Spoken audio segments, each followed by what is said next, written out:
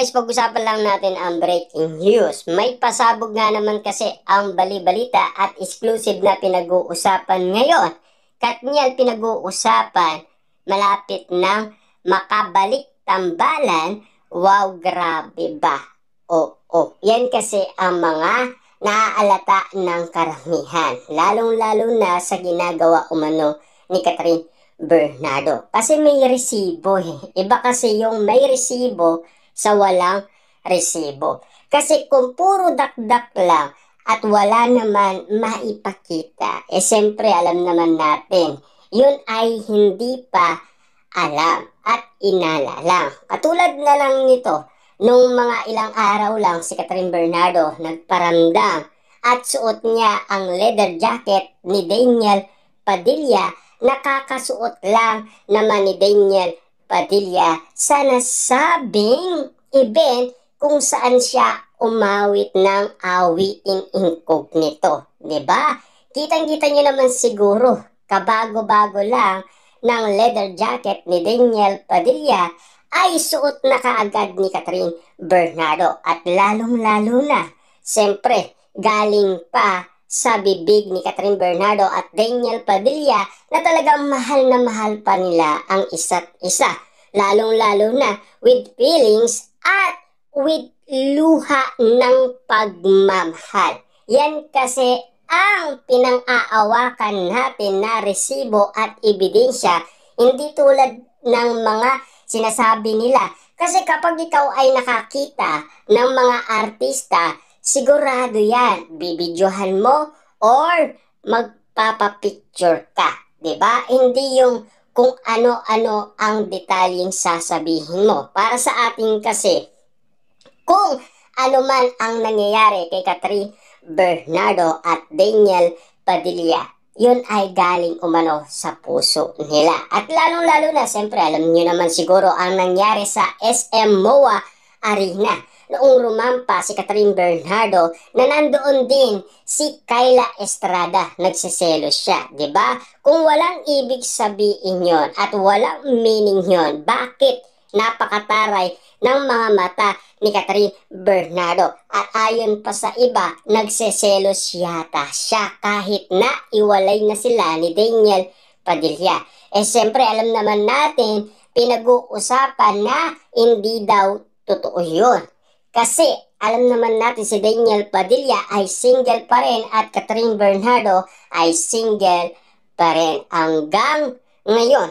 Kung sakasakali man na talagang tama ang ula ni Mamo na nakikipag-date si Catherine Bernardo sa isang politika na si Mayor Mark Alcala. Tulad din ng mga nababanggit ng iba't ibang mga bali-balita. Pero wala man ebidensya. Walang makakapagsabi kung katotohanan ba or sila mismo ay nagsasabing private, diba? Kasi alam naman natin, ang mga artista, kapag yan ay nakita, pagkakaguluhan yan ng iba't ibang mga tao. Sigurado yan. Hindi lang ang isang tao, diba? Kasi kita nyo naman, ang sabi nila, pinagkakaguluhan daw si Mayor Mark Alcala. Kung pinagkakaguluhan siya, kakalat at kakalat ang balita. Malinaw na malinaw yan.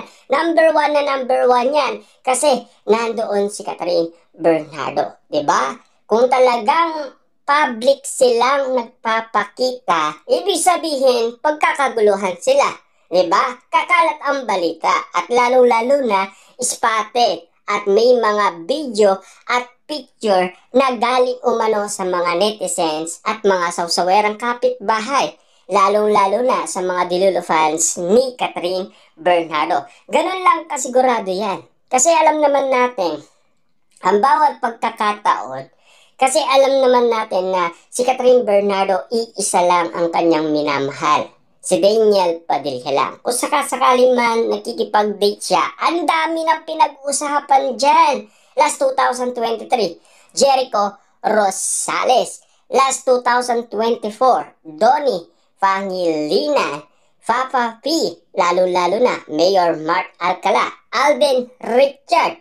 Kenneth. Tapos, siyempre, alam niyo naman siguro, Daniel Padilla. Hindi pa rin nabubura sa puso ni Catherine Bernardo. Kung ano man kasi ang sinasabi ng bibig, yun ay galing umano sa kanyang puso. Yung luha na yun, galing yun sa puso ni Catherine Bernardo. With feelings nga naman kasi na talagang mahal na mahal niya si Daniel Padilla. Kung sakasakali man, ganun man ang mga rason or mga moves ni Catherine Bernardo na pinapakita kaya pinag-uusapan siya, na alam naman natin kasi si Daniel Padilla busy din.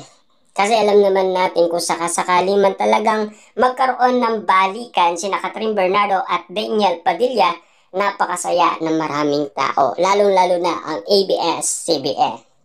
Lalong-lalo na kasi ang ABS-CBN may pasabog na siya na throwback na teleserye at movie ng Katniel. At lalong-lalo na kung ano man ang nababalita at pinag-uusapan, hindi niya alam kung ano ang meaning at kung ano ang level na pinag-uusapan ngayon patungkol kay Daniel Padilla at Catherine Bernardo. Siyempre, alam naman natin siguro, ang mga bawat sitwasyon na pinag-uusapan, kailangan natin ng resibo at ebidensya. To see to believe, ika nga ng maraming tao. Kung walang ebidensya, paano maniniwala ang maraming tao? Buti tayo, meron. Kasi lie detector test, Daniel Padilla, at lalong-lalo na noong balita yan, napanood daw ni Catherine Bernardo. Siyempre, napainom siya. Kasi ang mga alaala ay pilit nilang binabalikan. Siyempre, mahirap nga naman kasing kalimutan ang nasabing 11 years na pagmamahalan Daniel Padilla at Catherine Bernardo. Kita-kita niyo naman siguro sa mga mata ni Daniel Padilla at Catherine Bernardo. Lalong-lalo na kung malungkot nga naman sila. At lalong-lalo na, siyempre, ang mga iba't ibang mga kaibigan nila, sila ang nakakaalam kung bakit nga naman ganun na lamang ang mga reaksyon nila patungkol sa kanilang mga kaibigan na sila Daniel Padilla at Catherine Bernardo. Tuwing tapos na daw ang kanilang shooting, napakalungkot nila, hindi tulad kapag nakaharap sila sa camera na napakasaya nilang tignan, pero sa likod pala nito may kalungkutan. Kasi naaalala nila ang mga nakaraan. Yun kasi ang dapat natin pansinin at tignan kung ano ang suggestion ng mga